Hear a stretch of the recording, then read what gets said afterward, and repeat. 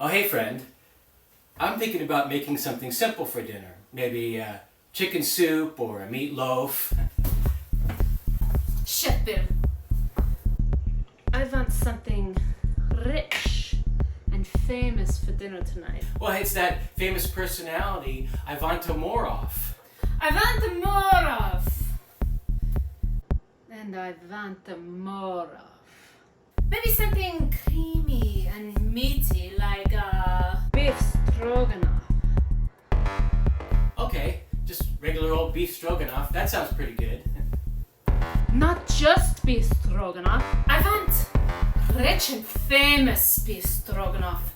I'm going to make you famous, Chef Bill. You'll be on Facebook, Instagram, Twitter, TikTok, Sycophant, Snapchat, MySpace, Your Face, WhatsApp, I'm Up, Twitter. Everybody wants to be rich and famous. Rich and famous beef stroganoff. Okay, let's get started then. Who's the chef that you know? It's Chef Bill. We're in the kitchen and we're ready to make beef stroganoff. For the first ingredient, you need to find some beef. You could use something like this inexpensive top round steak. You could use any type of meat. You could use chuck, you could use skirt steak, you could use any type of steak or beef that you find in the market, really. Chef Bill, I want more! Or we'll use this beef top loin. Some of the other ingredients we have is a beef broth, part of an onion, garlic. I'm going to be using this many brown mushrooms tonight. This dinner is designed for 2 people, so this is about enough. This is about enough meat for 2 people.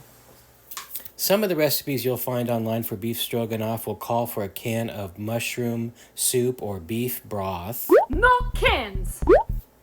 We are not going to use a can of beef broth or a can of mushroom soup tonight. We're going to do this from scratch. That's why I have my special ingredient list prepared.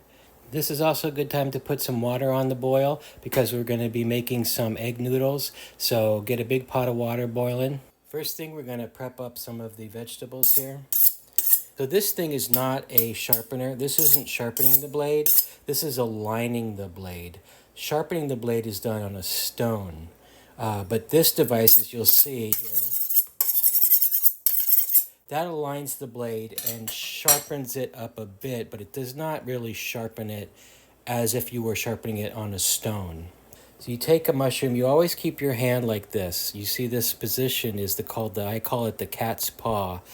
What happens is you keep your hands like this and you allow your middle finger to guide the blade. So my blade is actually resting on my middle finger.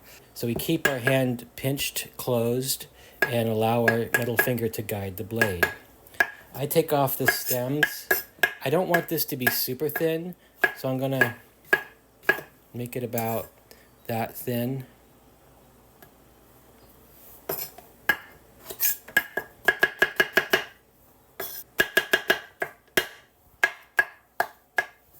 Now the onion I do want a bit thinner, guiding my blade.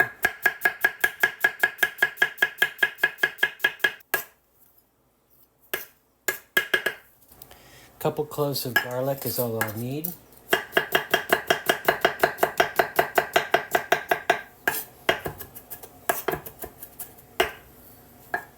It's time for the steak. I popped this into the freezer just for 5 minutes, just to help me cut it a little better.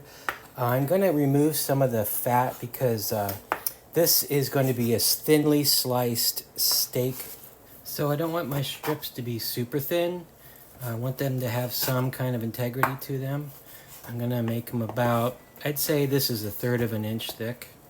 The nice thing about this meat is that you really don't have to do much to it. It's going to be great because it's a very high quality cut of meat. Just a little bit of flour.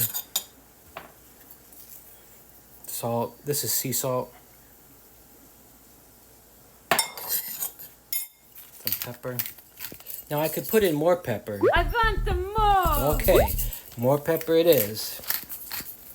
This is some paprika. Not a lot of stroganoff recipes call for paprika, but I think it's going to be really nice in this dish.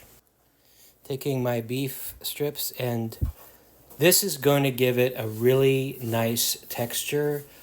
I want this to be rare on the inside a bit. I'm doing this a lot differently than other beef stroganoff recipes because I do not want my beef to sit in a stew or a broth and simmer for a long time. I have a large wok style pan here. I'm going to put this on a high heat and let the pan get nice and hot, as if we were going to stir fry that beef. One way to judge if a pan is hot enough is to have a wet hand flick a little water into it and listen to the sound. You hear that sound, it's ready to go. Taking some peanut oil, which is a high fire oil. Put a little bit of oil in there, not too much.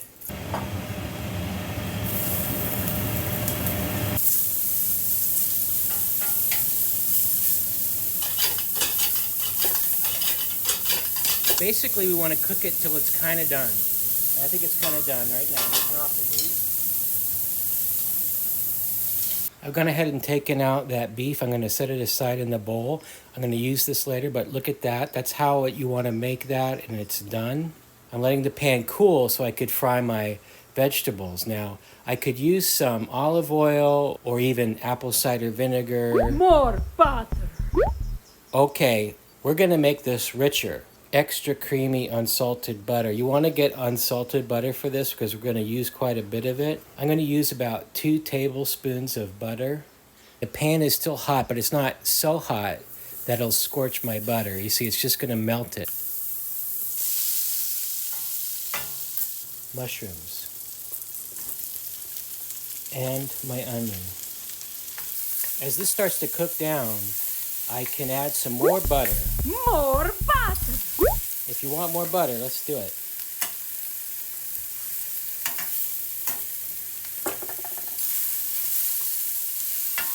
Now I've got 4 tablespoons of butter in this dish. At this point, we can add some garlic. We can add a little bit of garlic. I want some more. Okay, let's add some more garlic. You don't want the garlic to burn. That's why I put it in later. I don't want that garlic to get too burnt up. So I got this into kind of a paste. You can see that it's a little sticky on the bottom. We're going to deglaze the pan right now. Deglazing. You can use a white wine. You could even use apple cider vinegar. You could use just water if you wanted to. This is what we're going to do on this one. You take a shot of vodka.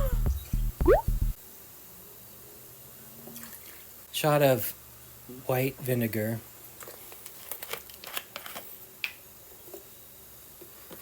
Okay, we got that roux all browned up. I'm going to deglaze our pan.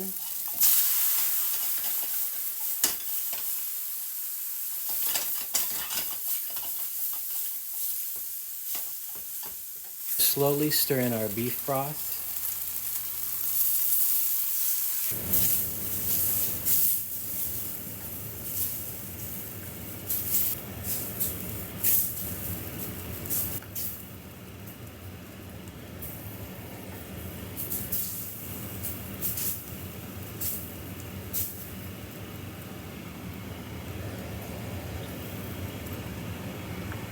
I have used half of this container of beef broth in here, so that's 16 ounces about.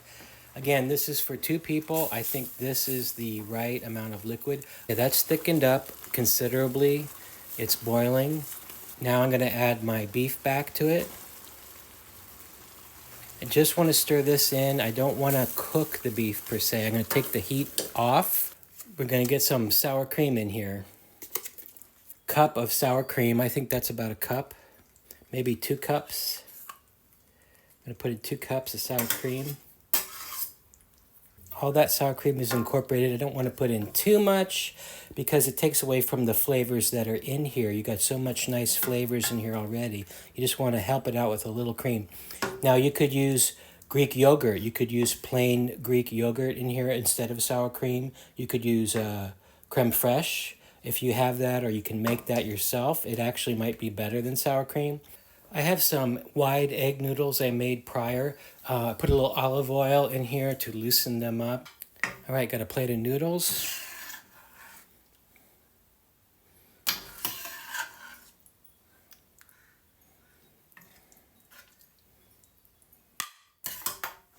We are not ready to serve this yet. 2 more things we need.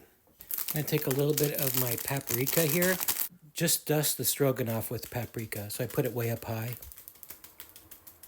And I dust it. I'm going to use a little bit of lemon juice on this. Just a little bit on the top. Finally, I will dice a little bit of parsley. And here is our ultra-rich, ultra-famous beef stroganoff. Okay, Ivanta, here's that beef stroganoff, rich and famous style. I want more! Oh, look at that plate!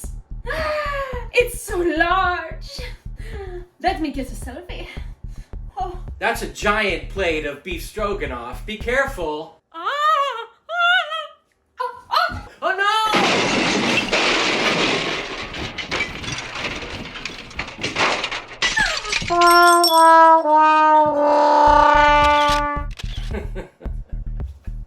Well, if that's being rich and famous, then you can keep it. That Ivanta Moroff character was pretty funny, wasn't she? She sure did want a lot of beef stroganoff. Sometimes we find out the hard way that having too much of something isn't good at all. It's good to have what you need. So until next time, happy cooking from Chef Bill. Oh, don't forget to subscribe if you like my videos. You'll be glad you did.